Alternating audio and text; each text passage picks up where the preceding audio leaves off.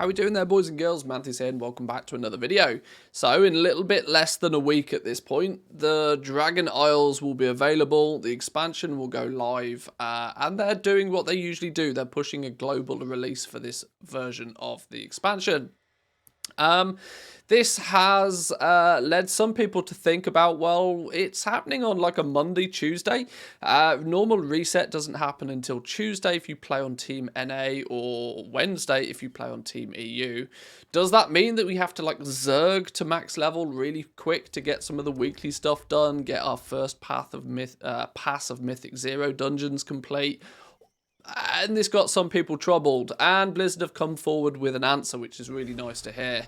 Those of you who are a little bit more seasoned, those of you that remember the Shadowlands launch will remember that the first week of Shadowlands was a little bit more than a week. They gave you access to everything straight away, but then they went by the theory that, well, when that reset happens, nothing will actually reset. It will just continue on, and we won't get our first true reset until the week after. They've taken a similar approach this time. They came out and they gave us a little bit of information that I wanted to share with you guys today and just talk about it for a few minutes. That they are going to be, with the timing of the unlock of the Dragon Isles being on a Monday, players will find themselves leveling up with less than a day to go before the weekly reset. Now, of course, Team EU has a slightly longer duration before their reset on a Wednesday. But Team NA were very, very sort of like, oh, am I going to have to power level this? I don't particularly want to be in a rush, especially if you play on a bigger server. It's not uncommon if you play on the biggest of the big servers to have to fight the login boss before you can even get to play.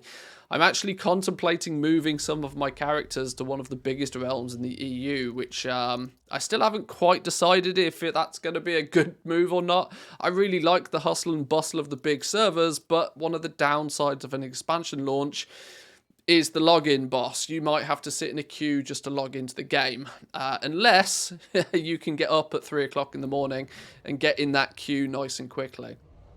But what they've done is they've decided that a lot of the key weekly-esque features are not going to actually kick in until that normal reset cycle happens for you.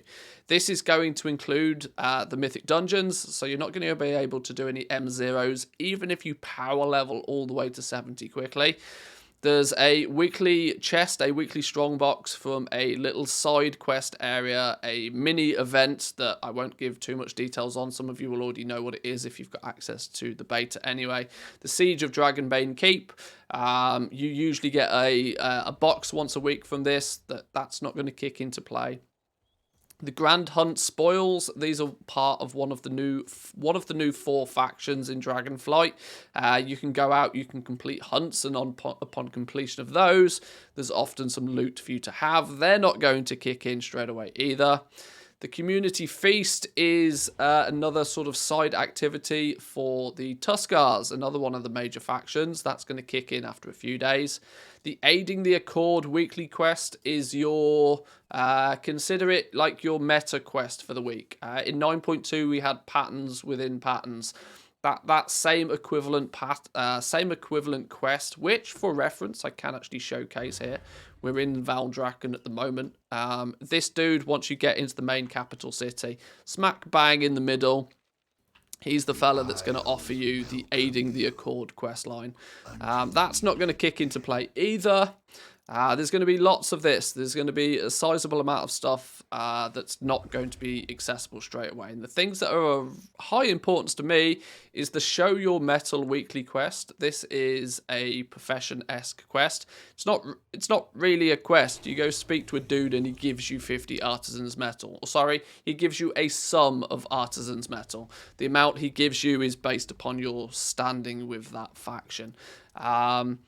Weekly Valdrakken profession quests of any kind. So no work order quests, no, go out and gather X, Y, and Z, no craft X amount of this. None of those weekly quests are going to kick in for the professions either. I'm really happy about this. I'm a big advocate of letting people just get into the game, explore the new zones, enjoy the leveling process.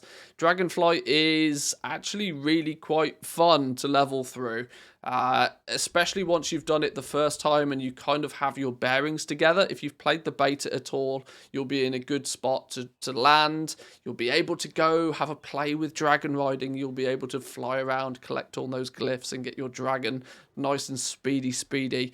And for us goblins out there, for the people who like making that little bit of gold in game, there'll be a nice amount of time for you to get your professions up and running.